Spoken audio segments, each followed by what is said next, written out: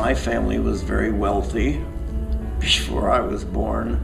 The minute I was born, the wealth disappeared, and I do mean disappeared, and we sunk about as low as you can go financially and all that sort of thing. So when you know hard times, you know what it's like. You tend to be a little more sensitive to what's going on in the your surroundings, and so I've been in Connecticut for 53 years, and we're very committed to it. I mean, you couldn't get us out of here if you tried. And so we're very, very interested in what's going on and what the future holds. And I think we've got to look at the future, and I think that the wealth that has been piled up by those of us who saved every penny has come, and we've got to pass it on to the next generation. This year celebrated our 60th wedding anniversary, and we've been very blessed that way. And actually, Ed and I, because Ed had a very different background, his family, as he mentioned, was extremely wealthy, and they lost it all in the stock market crash. And so they went from a family with 5 children having a governess and all of that in a big house on the lake in Chicago to really living in poverty on a tenant farm in northern Ohio. So he has witnessed the extremes, and he really, put himself through college. His parents died young, and so he's been on his own, and I greatly admire. I mean, he is the Mr. Worker Bee. And I've been blessed because I had these extraordinary parents. And a little keynote, my mother lived with us for 23 years because my father had a disastrous stroke, and we tried to salvage out of that whole tragedy something, which was at least my mother still having a life. But we have very different financial ways of looking at things. Ed is totally security and conservative financially, and I'm more emotional, risk-oriented kind of thing. I have stocks. Ed wouldn't touch a stock with a 10-foot pole. But if your basic question is how does that all work together, who knows? I was a product of the Depression, and my father was a college-educated engineer, and got married in the 1929, and the stock market crashed, and he lost his job, and so, but he was also in the military, but we struggled, and we actually had to move in with grandparents for a year, something like a Woody Allen movie where, the family, we played a lot of cards, we ate White Castle hamburgers, but my father was also an extremely generous person just by his personality, and a very optimistic person. So no matter how tough times got, he was always able to see there was going to be a brighter time ahead. And he was an officer in World War II and was gone when we were young children for 2 years overseas. And when he came back, he finally, for the first time in his adult life, was making some money and being secure. But he always cared about people and cared about their problems. So perhaps that was something that at least I was influenced by.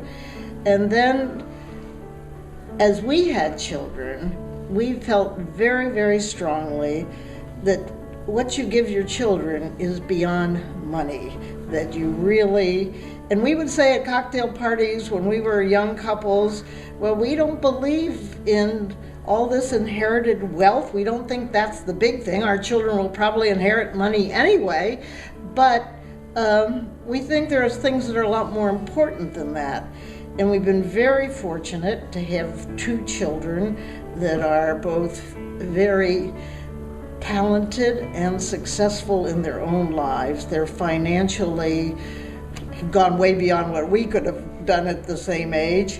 So we've sat down with them and said, we've become very interested in the Hartford Foundation, and this is where we really like to leave a big hunk of our assets, and how do you two feel about it? And they both were super supportive, super caring that that was an idea that they thought was great. And they and their families are very involved in charitable foundations as well. We feel blessed with what we've had, and it isn't like great wealth. It's just that we've been well off, and through the foundation, we really have had our eyes opened, as Ed said, to some really difficult circumstances that people have in the greater Hartford area. And if there's anything that we can do in a small way to help out, that's certainly what we'd like to do. Well, we sponsored a prisoner, of course. Which was quite an experience. We thought we were going to get a 17 or 18-year-old young man, and it turned out that we were 30 and the young man was 44. But we lived through that. We had to find him a job. We had to find him a place to live. And we had to meet with him once or twice every week. And it was a wonderful experience. But he'd basically been in prison all but about 10 years of his life. I mean, he was very early on, had a problem. And then, of course, we're very involved in the World Affairs Council. Feel very, very strongly, and we've been very active in that, both of us. And because I do believe that the economic health of Hartford area and Connecticut rests by being very much involved in the international economy, and I think very, very important. The Hartford, I think the Connecticut World Affairs Council is doing an excellent job, and much more to be done. And of course, you've been extremely active politically in the greater Hartford area for quite a long time. And Ed was the mayor of Bloomfield and the commissioner under Governor Ella Grasso and Bill O'Neill of economic development.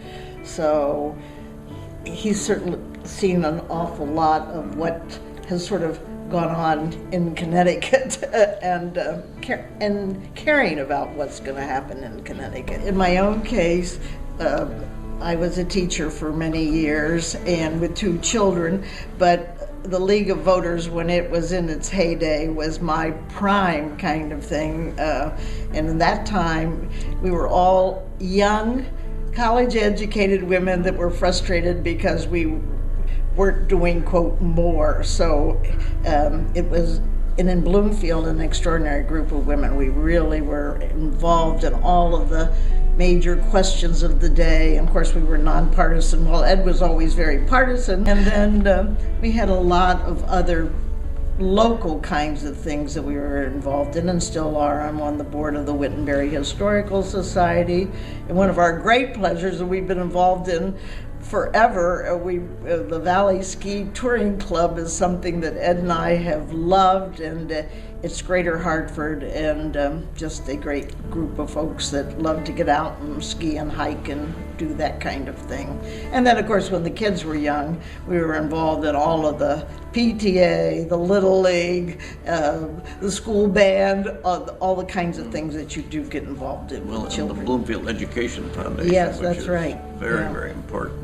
We had dinner in the dining room always, and we had dinner table discussions with our kids. We were always very involved, and they, I think, just picked up on that kind of an idea, and so they just became people that I think picked up those vibes about caring about other people. And our son went on to become an Eagle Scout, and when you do that, you get involved in a lot of projects to earn your Eagle Scout badge.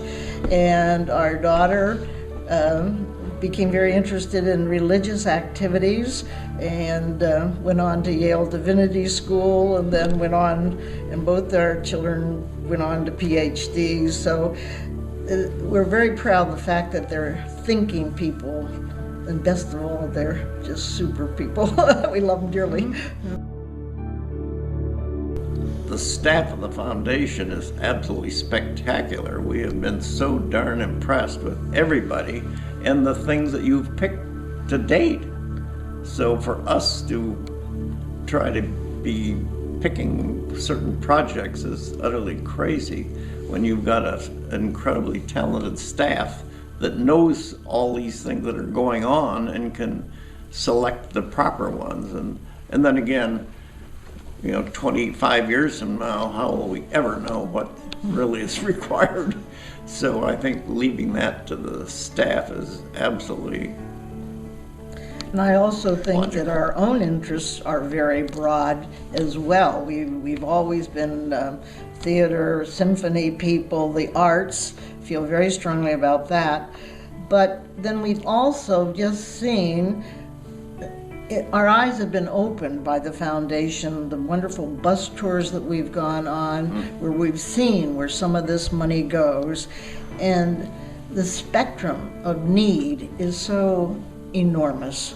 And that's, I think, one of the things that has impressed us, the fact that things that you never even think about, that these are problems, and money, small amounts or large amounts, make a huge difference. And so that's one of the things we feel very strongly about, that the foundation really, they're out there and they know that. And so we're delighted that perhaps somehow that our small fund will somehow help on solving some of these problems.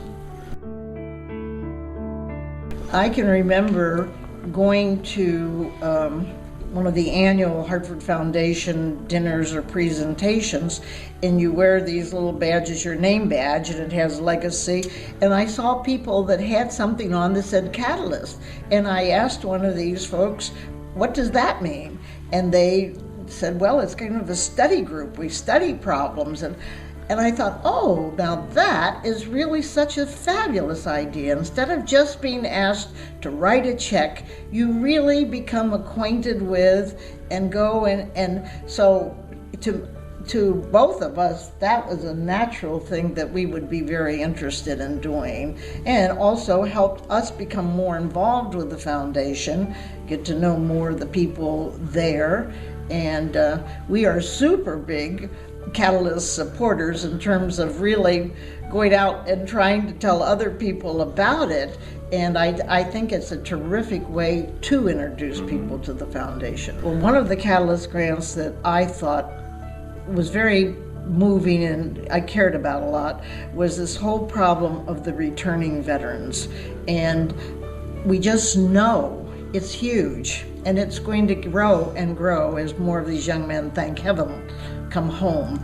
And the fact that there were organizations that were there to deal with the employment issues, the mental health issues, just to me, I guess maybe that was so personal, because I was an Army brat myself, and so I know somewhat the complexities of being an Army family, and knowing what these young men are going to come home and try to put their life together, not only the disabled, but the ones that also have seen terrible things and are going to have to try to put that back into a, quote, normal life. So that was one of the Catalyst grants I felt strongly about. I would love to see one of the Catalyst projects to be taking a neighborhood and the stores that most of the people in that neighborhood go to are almost invariably owned by people who do not live there.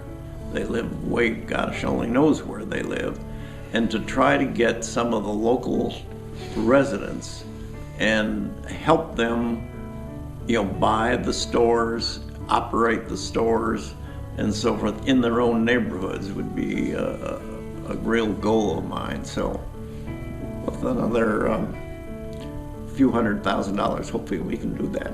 That's right. You read about these just huge salaries that the CEOs are making of America's top companies, and it's somehow the message could just get out. I don't want to deny anybody being able to have the house they want, the boat they want, the life they want, but somehow there's only so much money you can spend and be happy, if that's what makes you happy. just having people be aware that there are people just falling through safety nets. There are no safety nets. And then in this country, tremendous number of children are being born in single parent homes with a working mother that can, probably fairly young, barely keep her own head above water, and yet she's trying to manage all of this. And I just think that if everybody, and last night on television there was Bill Gates was there with his wife, and it shows what people of wealth can do, what an impact they can have in the country if they only are aware of it. And he seems like the happiest man I know because he realizes he is spending this money, and he's still got plenty, but he's spending it to help these problems. And I just hope that that's a message that I think the Hartford Foundation is trying with many of its programs, and trying to realize that, we all just have to step up to the plate a little bit. Ed's an economist by training, so he thinks along logical economic. I'm, as you could probably tell, a more emotional person, and every once in a while I just read about something in the paper where somebody's really, I remember a case, and this had nothing to do with anything really, except a young woman, her son was in Hawaii swimming or diving and hit his head on a rock and became a paraplegic. And so I sent that lady $50. Well, what was $50? But they had established a fund for that young man. Now that's sort of nothing in the scope of what we would like to be able to do, or what we're hoping to do education-wise in Bloomfield, blah, blah, blah. But I just felt, she's struggling. Here's a lifetime caring for this young man now that is never going to be the same again. So I guess sometimes just little crazy things work out. You do it, but you feel a great sense of satisfaction that you don't get from going out and throwing money around. Yeah, and you're buying a fancy car.